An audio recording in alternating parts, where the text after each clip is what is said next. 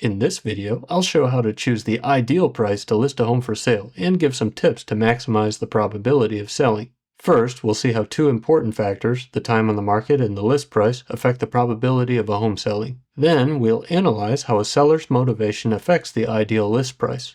Then I'll discuss using comparable properties to choose the ideal list price. And lastly, I'll share some tips that can help a home sell. Two important factors that can affect the probability of a home selling are the time spent on the market and the list price. This trend shows the number of potential buyers that view a property over time. The numbers in the trends in this video are made up to illustrate concepts and are not intended to represent your specific situation. The point of this trend is that there is an initial surge in the number of showings when the listing first goes active. The interest lasts about 2 weeks and quickly dies off. If the home were to remain on the market for months and months, showings would still occur over time, but the rate would be very low. If we were to take the same listing in this trend and trend the probability of it having sold over time, it would look something like this. The probability of the listing having sold increases quickly initially and tapers off before 30 days because the number of showings tapers off. More showings mean a higher probability of selling. You can't score a goal if you're not taking shots, and each additional showing is another shot at scoring. There's a trick to getting more showings in a given amount of time. For my area's MLS at the time I'm making this video, it's possible to relist with the coveted new listing status if the property is kept off market for 31 days. So the property can be listed for 2 weeks, taken off the market for 31 days if it doesn't sell, relisted as a new listing for another 2 weeks, taken off market again, repeating indefinitely. Here's a figure showing the probability that a listing has sold over time if that strategy is taken. Every 45 days, there's a jump in the number of showings and therefore the probability that the listing is sold, but the jumps get smaller and smaller because some people who see the new listing later have already viewed it in the past, and some people look at the property history on sites like Zillow and Realtor.com and aren't as interested when they see that the home has a history of being recently active and inactive repeatedly. But still, the trick works to an extent, and the probability of the listing having sold could eventually reach 100% over a very long time, but that's because the dollar loses value over a very long time, which does not financially reward the seller, and other factors such as interest rate changes or new large businesses opening near the listing start to play a major role over a longer period of time. Now notice how the probability of the listing having sold after 30 days in this trend is only about 30%. And 30% can be generous if market conditions are severe enough. Wouldn't you like to have a higher chance of selling than 30%? Let me show you something that you can control to improve your chances. We've seen how time on the market affects the probability of a listing having sold. Now here's a trend showing how the list price affects the probability of a listing having sold over a given time frame, in this case 60 days. At lower list prices, the probability of a listing having sold after 60 days is 100%. In other words, even if a seller is highly motivated, it doesn't make sense to drop the price any more than a certain point because the likelihood of selling at that low price is already 100%. But as the list price is increased beyond that point, the likelihood of having sold quickly drops off and approaches 0%. Now, if the time window for this trend is adjusted to 30 days instead of 60 days, this entire curve shifts to the left a bit. In other words, to achieve the same likelihood of having sold after 30 days instead of 60 days, the property must be listed at a lower price when all other variables are kept constant. And there is a narrow price range where the ideal listing price resides. More motivated sellers will generally be on the lower end of that narrow range, and less motivated sellers will generally be near the middle or possibly the upper end of that range. A seller who is highly motivated desires a high probability of selling his home. His motivation may even be high enough to take a loss on his home if he has a mortgage, and he might negotiate with the bank or take other measures. That's a topic for another video. A seller with less motivation might choose to rent his home out instead of selling it at a loss in order to relocate for a job. Also, the ideal price range may be a bit wider for more unique properties. Anyway, the fact that the ideal price range is so narrow means that great care is needed to select the list price. A small mistake could greatly impact the probability of the listing selling. I see this multiple times every day. Agents talk people into listing too high or allow themselves to be talked into listing too high, and their listings expire unsold. And choosing the right list price initially is more profitable for a seller than choosing a price that is too high and then having to drop it multiple times later to generate interest again, even if it eventually sells. So don't think, it's okay if I accidentally list a little high at first because I can just drop the price later and still get just as much as if I had chosen that price initially. That would be a painful mistake. You'll get less, if it even sells at all. For most properties, the best way to determine the ideal price range is to look up the sale prices of similar properties that have recently sold and to simultaneously consider overall market trends, because recently sold properties will not be an accurate reference if market conditions are rapidly changing, as they are at the time I'm making this video. Because great care is needed to find the ideal list price range, I'll give some basic tips on how to find that range, but a competent and honest real estate agent will be a significant help for you. Good help is very hard to find, so contact me if you're in the Pensacola area. Also, these tips are not an educational course. For liability reasons, they are only for entertainment purposes. But before I give some tips for entertainment on finding the ideal price range, here's what I recommend not doing. Do not use the property estimates that are automatically generated from websites. Even if a website claims to have a sophisticated algorithm estimator, don't even use it for relative comparisons. Don't even go to website Zebra and say, I know that the Zebra estimates are not accurate, but maybe they're all inaccurate by the same amount, so I'll just look at them for a few properties that are like mine and then compensate for the differences in the actual sale prices. No. Please save yourself massive frustration and disappointment and just ignore the Zebra estimates entirely. Now here are the tips on how to find the ideal price range. The MLS is the most convenient source of data for comparisons for real estate agents, but you can use Realtor.com to filter listings by recently sold status. Then click on the map view and zoom into the area surrounding the property of interest. Look only at the neighborhood containing the property and similar neighborhoods. By similar neighborhood, I mean an adjacent neighborhood that has the same lot dimensions, school system, and architecture. Don't compare an adjacent neighborhood if all of the houses there are much newer or older than the ones in the neighborhood containing the property of interest. Don't use an adjacent neighborhood with many pools if the neighborhood containing the property of interest has no pools. If there is something significant about an adjacent neighborhood that makes it more or less desirable than the neighborhood containing the property of interest, don't use it for comparison. Now find 8 properties that are similar to the property of interest. Similar means the same size garage. Avoid comparing a 1-car garage property to a 2-car garage property. Same living space, plus or minus 20%. Same number of bedrooms, same foundation type. Don't compare a split level to a 100% slab foundation or a crawl space to a slab. Same number of bathrooms. Don't compare a 1-bath to a 2-bath.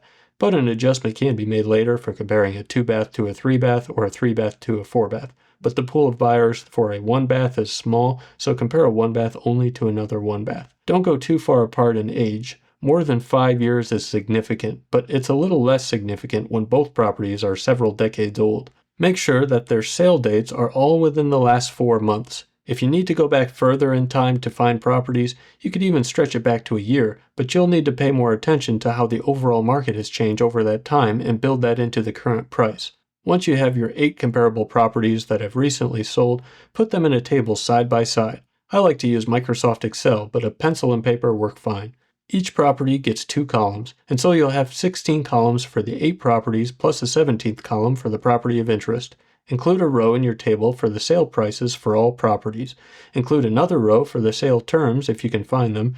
Sale terms would be cash or the type of loan and any concessions, like if the seller made a $5,000 concession toward the buyer's closing costs. Try looking up the properties on your county tax appraiser's website to see if you can find public tax records there, and you may be able to see publicly recorded mortgages and deeds. If there is no public mortgage note but public mortgage notes are available for other properties, it was probably a cash sale. That's useful to know because it means that the buyer had leverage due to the cash offer in the transaction, and you can account for that in your comparable analysis. You likely won't find information about concessions, but that information is often found in the MLS that real estate agents use. If you do have information about concessions, maybe from talking to trustworthy owners of the properties, you can account for concessions in your comparable analysis. In your table, add a row for the parking information. For example, no off-street parking, 2-car off-street uncovered parking available, 1-car carport, 1-car garage, etc. Add the pool information. For example, new in-ground pool with enclosure, no pool but space for a pool, no space for a pool, etc. Add the number of bedrooms, number of bathrooms, living space, and shed details. Properties with sheds can be compared to properties without sheds, but don't compare a property with an accessory dwelling unit to a property without one, unless the property of interest is the one with the ADU, in which case there will be some extra figuring to account for its value. Add the type and condition of the roof. You may be able to find the roof age from the property appraiser's records. Add the lot size and fencing description. For example, no fence, new 6-foot wooden fence for backyard, old wooden backyard fence that has half of its life remaining, etc. Add notes about the interior finish level. To do that, review all photos on Realtor.com for each listing for interior finish levels and make notes about what would need to be done to bring that listing up to or down to your own listing's level of finish. Add to your table additional features that the listing has or lacks that weren't already accounted for and that would make a difference in sale price from a buyer's perspective. For example, maybe you saw nice appliances in a few of the comparable listings on Realtor.com, but your property won't convey with appliances, so put that here. Covered back porches are another example. Solar panels are a separate topic, but I did a recent analysis for my specific area and found that solar panels did not impact home values there. It was as if they didn't even exist, regardless of how they were pitched into the sales contracts, although they could potentially make a home harder to sell if they are not negotiated well. Basically, it seems like in my area, solar panels never add value, usually don't affect property value, and could potentially lower the property value. Ground-mounted systems are different and are uncommon here. Now that you have the rows for the property attributes in your table, fill out the attribute information for each listing in the left column of each listing, and in the right column put the dollar amount by which the comparable property is worth more or less than the property of interest due to the particular feature. For example, if the property of interest has nice LVP flooring in all bedrooms, while the first comparable property has nice carpet in all bedrooms, and you believe that the average buyer would be willing to pay an extra $4,500 to upgrade all bedrooms in the first property to the nice LVP, you'll put positive $4,500 in that cell for the first property. If it were reversed, with the property of interest having the carpet and the first comparable property having the nice LVP, you would put negative $4,500 in the cell for the first property. Complete the whole table, putting a dollar amount to every feature difference. If a certain feature is more expensive to construct, that doesn't necessarily make it more valuable from a buyer's perspective. Also, the additional value that a feature adds is not equal to the feature's installation cost. A carport may cost $6,000 to install, but it may add only $3,000 in value in the average buyer's eyes. High-end walnut cabinets may cost $10,000 to install, but they might be worth less than the white plywood shaker cabinets in the comparable property because brown is out of fashion, and the average buyer attaches a cost to having to put in the time, thought, and effort into painting the walnut cabinets a light color. It's about how much incremental value the average buyer would attach to the feature, not how much value the original homeowner paid to have the feature installed, or how much value the seller attaches to that feature. Your table is almost complete. Now consider the overall market trends. You can adjust the sale prices of the 8 comparable properties to account for these trends, but a competent and honest real estate agent can help you here. Those agents are hard to find, so give me a call if you need help in the Pensacola area.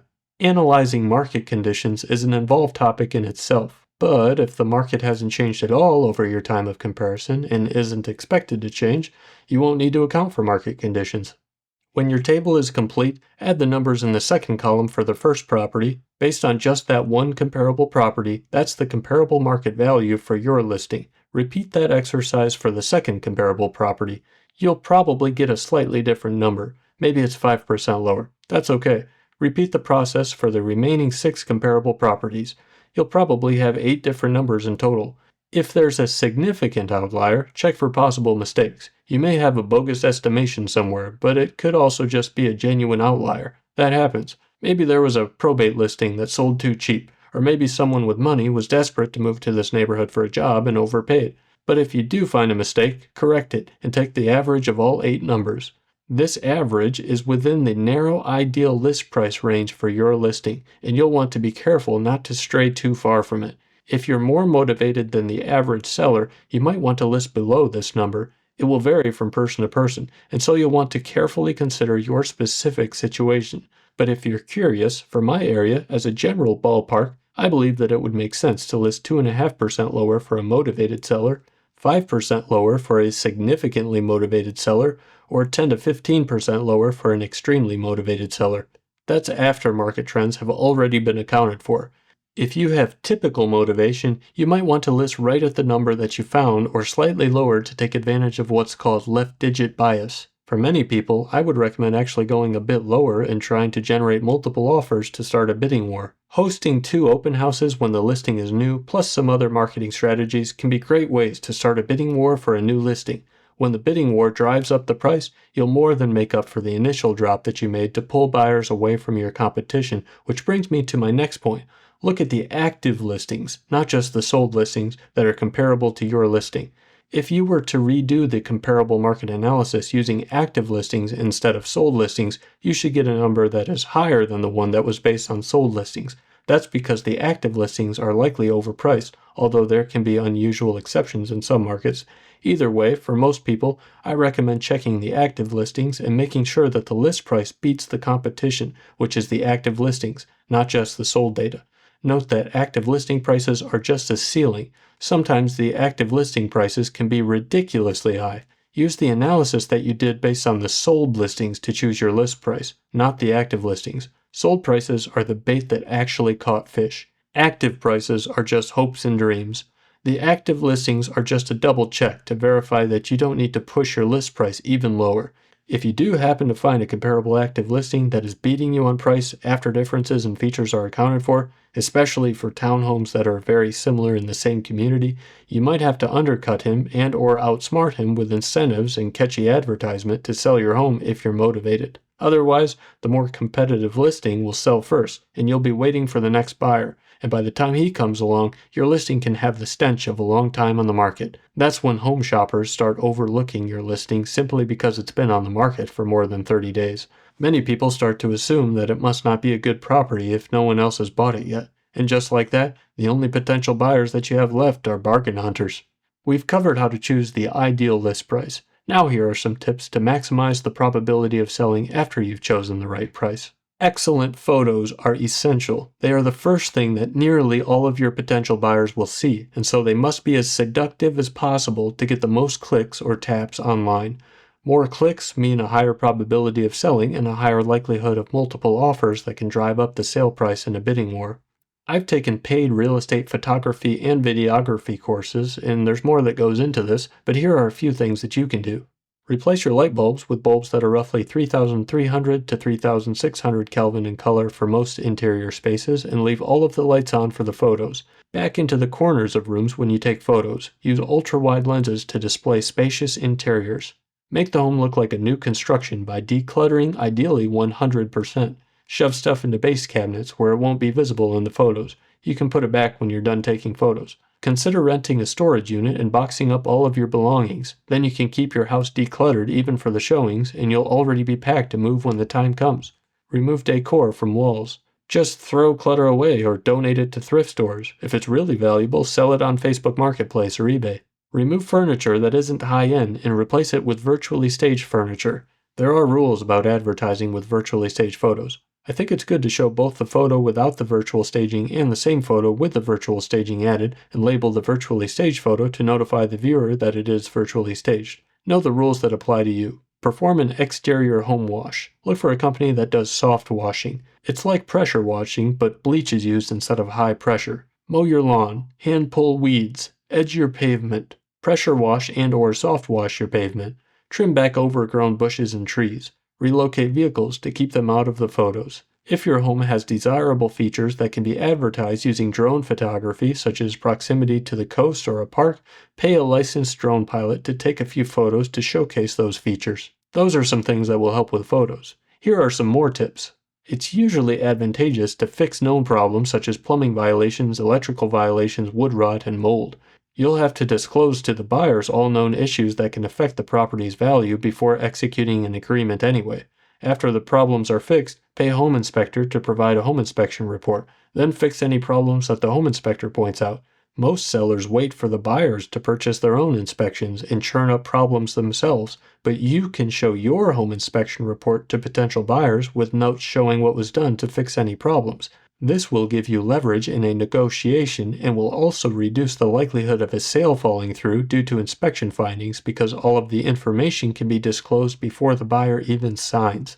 It is worth paying for an inspection report and repairs before a listing because you'll have to pay that back anyway in the form of a lower sale price if you don't, and that will be even more expensive if the buyers even choose to stay in the deal.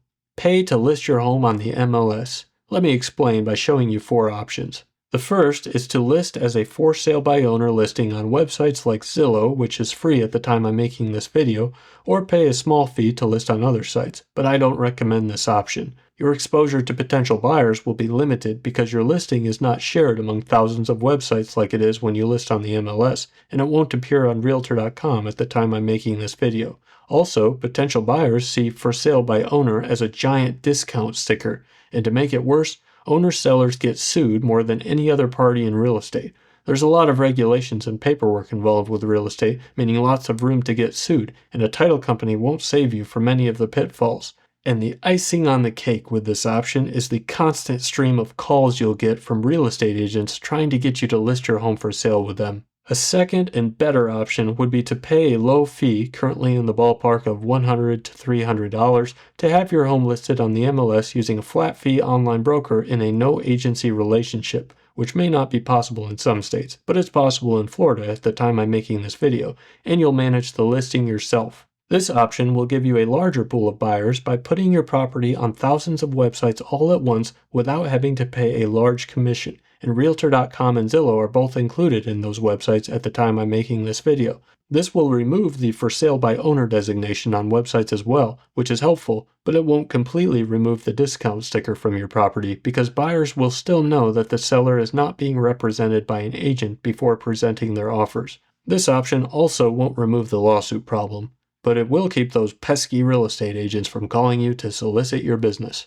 A third option is to pay an expensive commission for full service from a real estate agent. A common number is 3% of the sale price, but it's negotiable. Part of that goes to the agent's broker and the rest goes to the agent. If you can find a competent and honest agent, this option will remove the giant for sale by owner discount sticker, minimize your lawsuit risk, streamline the sale process, and help you achieve the best sale price through marketing and negotiation.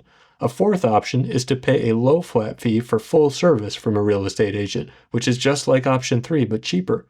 Those agents are very hard to find. You might ask, what's the catch? There's not one. That's why they're very hard to find. I charge $2,695 at the time I'm making this video, and that already has my broker's fees built into it. That's way cheaper than what I've heard from other flat fee full service agents, and I don't even know any agents offering flat fee full service in my area. But if you can manage to find such an agent, this is the best option in my opinion. You're getting professional grade photos, floor plans and 3D virtual tours in many cases, protection from lawsuits, syndication to many websites through the MLS, enhanced marketing, coordination of showings, guidance throughout the process, and the maximum sale price for a low fee. So if you're near Pensacola, you can call me. In case you want to sell on your own, here are some more tips. I like handing out invitations to open houses. When you hold your open houses as a new listing, door knock around your neighborhood and pass out hundreds of invitations. Tell people to invite their friends and family, and tell them that you'll have free brats and burgers hot off the grill.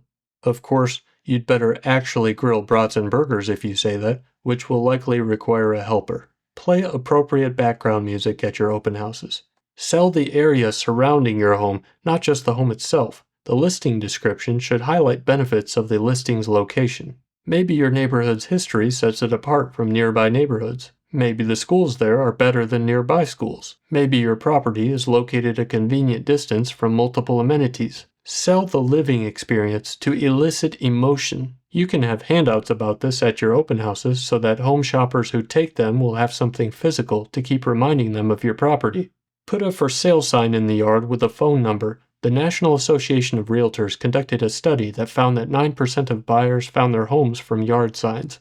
Get creative with advertising incentives. If interest rates are high, maybe in your listing you could add "Ask the seller about interest rate incentives" and then negotiate a 1% buy down. Be prepared for objections with honest answers. For example, if your home is in a high crime area, be prepared to break down crime statistics to address concerns and offer a concession to cover the installation of a new security system. I don't know about all states, but in Florida I recommend having a wind mitigation report that is still valid. Use a direct mail campaign to advertise your new listing as just listed. You can send bulk postcards for a very affordable rate, way cheaper than forever stamps. Follow advertising laws though. The same goes for running digital ads. Currently, in my experience, Meta has the best value for digital ads. When someone is interested, collect his contact information, then keep following up with him. Require proof of funds for all cash offers before executing a contract, and require a letter of approval for all loans plus proof of funds for the cash to close. Even if a buyer has a letter of approval, still know your buyer's approximate closing costs before you accept an offer so that you can verify that he actually has the cash to close. Don't just trust his lender. When you have the letter of pre-approval, call the lender and ask about the buyer's situation and vet him yourself. Also talk to the buyer to understand his motivation. Require significant earnest money. My suggestion for most properties is 3 to 5% of the sale price, usually 3%. The buyer might negotiate for less, and he might say that he doesn't have much cash up front and that 1% is a lot of money for him. Stand your ground. He'll get all of his money back anyway at the closing table if he's earnest. Earnest money is a very useful tool for you to weed out people who are not serious. You might feel like you'll turn away buyers if you require 3%, but you won't. You'll just turn away pretenders. Buying property is a big deal. If someone wants to buy yours, 3% earnest money will not deter him. Let it deter the others. That's the point of earnest money. I can't reveal all of my strategies to everyone, but I hope that you found the few tips in this video advantageous, and maybe you gained some new perspective. Visit my website using the link in the description to search for homes in the Pensacola area, or if you want to sell your home, and call me if you'd like help. Thanks for watching.